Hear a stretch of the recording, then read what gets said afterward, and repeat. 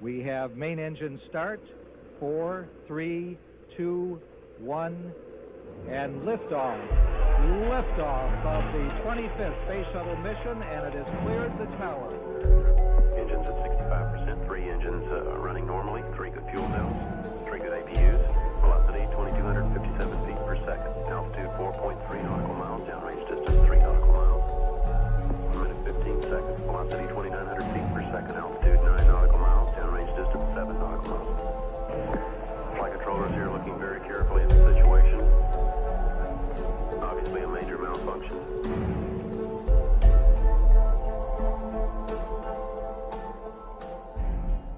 On the 28th of January 1986, the world watched as the Challenger space shuttle exploded off the coast of Florida, 73 seconds after takeoff from the Kennedy Space Center.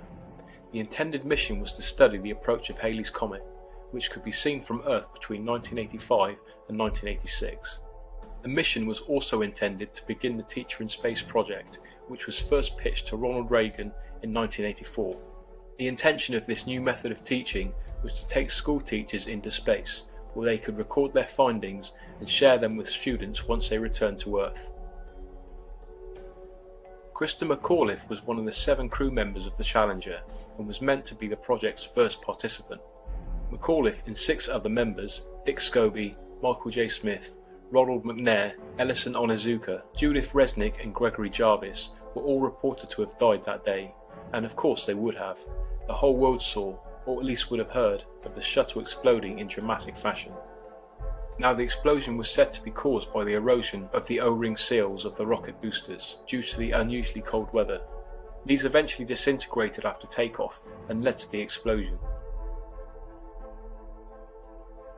Moving on almost 30 years, a conspiracy theory hit the internet in May of 2015, which suggested, with a very respectable argument, that the crew of the Challenger, or at least 6 of them, are actually alive and well today.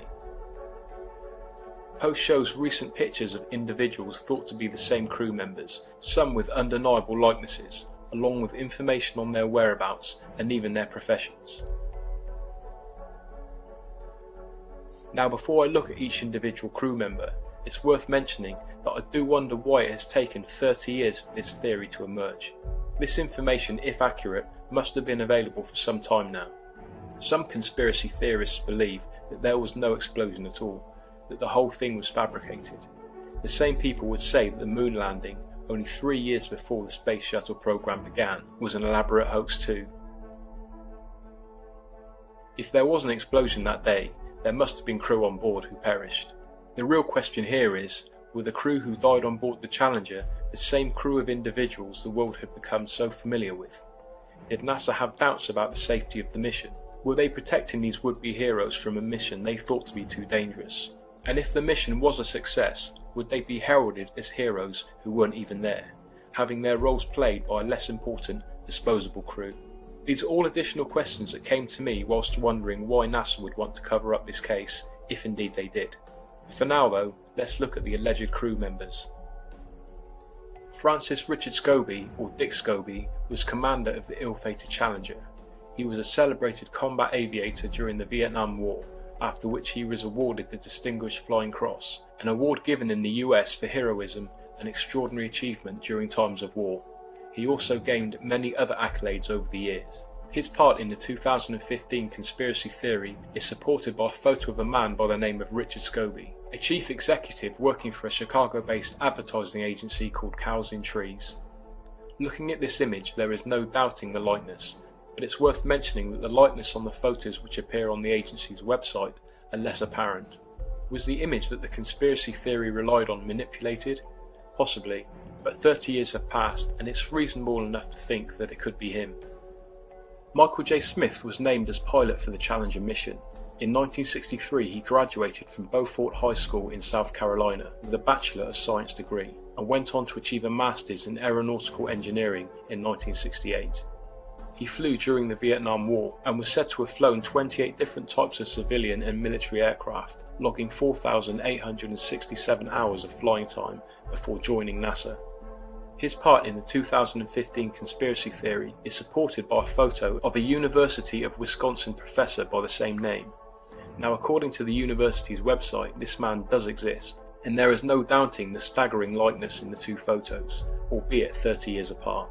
In fact, out of all of the supporting conspiracy photos, Michael J. Smith of Wisconsin holds the strongest likeness to his 1986 would-be doppelganger. In fact, the Michael J. Smith at the University of Wisconsin is thought to have been born in the same year as the astronaut. Another unbelievable coincidence, or just further proof that he is in fact the astronaut in question. Incredibly, 2 of the 6 crew members thought to be alive today are accused of lying about being their twin siblings. The first being Ronald McNair, and the second being Ellison Onizuka, both mission specialists on the Challenger. Ronald McNair graduated from MIT in Massachusetts, then became a staff physicist at the Hughes Research Lab in Malibu, California. Onizuka began duty with the United States Air Force in 1970, where he served as a flight test engineer and test pilot. Both men were selected by NASA for the astronaut program in 1978. Ronald McNair is said to have taken on the name Carl McNair, and Ellison Onizuka is now known by conspiracy theorists as Claude Onizuka. If you are to believe the conspiracy, both these men give lectures at universities under their new guises, lectures about their brother's rise to working for NASA from humble beginnings, both quite recently appearing at the University of Hawaii. Interestingly, a blogger by the name of Eowyn posted an in-depth report on fellowshipofthemind.com about both men and the results that Ancestry.com had regarding the existence of their twin brothers. The results suggested that neither twin existed, as birth dates and parents' names yielded no definite results. Although this is not definitive proof of a conspiracy, it's interesting nonetheless. So, are Carl and Claude the twin brothers of Ronald and Ellison, or is this just another lie in a NASA conspiracy? Now, the case of Gregory Jarvis is an anti-conspiracy theorist's dream. In 1962, Jarvis graduated from Mohawk Central High School in New York. He was later bestowed with the honour of having the school named after him. He received a bachelor's degree in electrical engineering from the State University of New York in 1967, and a master's degree in the same discipline from Northeastern University in 1969.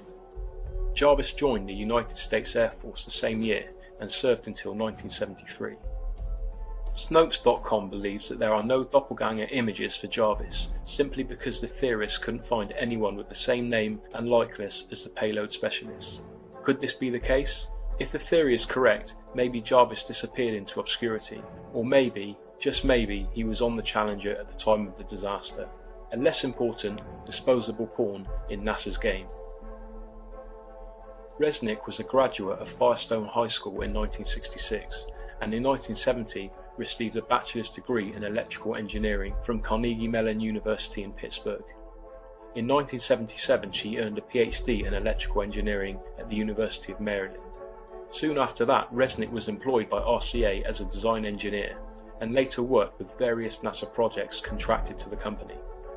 Now, there is a lot of information on a Judith Resnick, who is a law professor at Yale University, along with information on her years as a scholar studying at the New York University during the mid-1970s, as well as her work as an author. But at that very same time, Judith Resnick of NASA was thought to be 250 miles away in Maryland, going through a divorce, but soon to achieve a PhD from the State's University. In 1980, Professor Resnick joined the faculty of the Southern California Law School.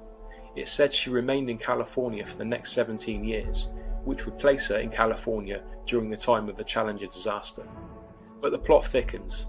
According to VeteransToday.com, following his daughter's supposed death, Marvin Resnick, father of NASA's Judith Resnick, moved to California from Ohio and collected $2 million from the manufacturer of the Challenger's O-rings, failure of which had been determined by NASA as the cause of his daughter's death.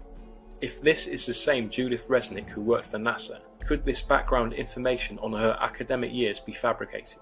If the conspiracy theory is fact, then maybe her now wealthy father moved to California to be with her.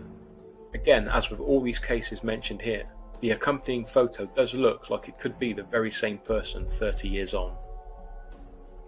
In 1970, Krista McAuliffe received her bachelor's degree in education and history from Framingham State College in Massachusetts, and then a master's in educational supervision and administration in 1978. She took a teaching position at Concord High School in New Hampshire in 1983. In 1985, she was selected to participate in the NASA Teacher in Space project, and, as mentioned before, was scheduled to become the first teacher in space. Next to Gregory Jarvis, I think the case of Christa McAuliffe is probably the most difficult for conspiracy theories to argue, as the accompanying photo's likeness is vague. However, there is a Sharon McAuliffe in Alberta, Canada, a professor at Syracuse Law whose academic years are stated as being spent at the universities of Notre Dame and Syracuse. These alleged academic years place her well clear of the Massachusetts-based McAuliffe, but it doesn't mean that the information wasn't fabricated. The strongest argument here is that NASA's Christa McAuliffe's birth name was Sharon Christa. Again, it seems unusual that there is another person, again in a high-end profession, who holds an arguable likeness and goes by an uncannily similar name to the one NASA's McAuliffe was given at birth. Whether you are a non-believer, a skeptic, or a full-blown conspiracy theorist, there is no doubting that 6 of the 7 cases are unusual. Let's look at the facts. 2 of the said crew members are said to have twins. This alone is unlikely. 2 of them have identical names, and another 2 have extremely similar names to people still living today. On top of that, they all hold lucrative professions, as you'd expect of former NASA employees. With the case of Gregory Jarvis, there is absolutely no reason that at least one of the crew members would choose to live a more humble life, away from the high-end professions which adorn the websites of universities, law firms and advertising agencies. After all my research, I personally think there was a cover-up. The fact that NASA's reputation has been tarnished for years amidst a series of cover-ups has a lot to do with that. But ultimately, for me at least, the photos, the names and a story of financial gain make it all too difficult for me to accept the 1986 Challenger disaster story as fact.